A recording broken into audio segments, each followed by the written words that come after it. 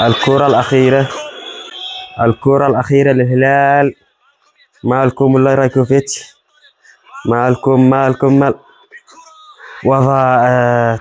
رايكوفيتش يتصدى للكرة الثالثة، وبهذا يكون الاتحاد قد تأهل إلى نصف نهائي بطولة كأس الملك.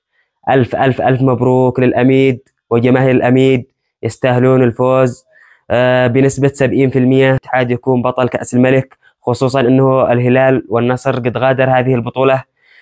بنزيما اليوم أظهر أنه من المهاجمين الكبار، وأنه من طينة الكبار، وأنه بجدارة واستحقاق كان الأفضل في 2022 حامل الكرة الذهبية.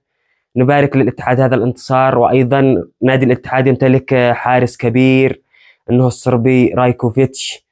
الهلال أضاء الكثير من الفرص، خصوصا بعد أن غادر موتروفيتش للإصابة منذ الدقيقة 20. مرة أخرى نبارك لنادي الاتحاد هذا الانتصار الكبير، ونتمنى لهم التوفيق. شخصيا أتمنى أن تكون البطولة للاتحاد ولجماهير الاتحاد، فهم يستاهلون هذا اللقب.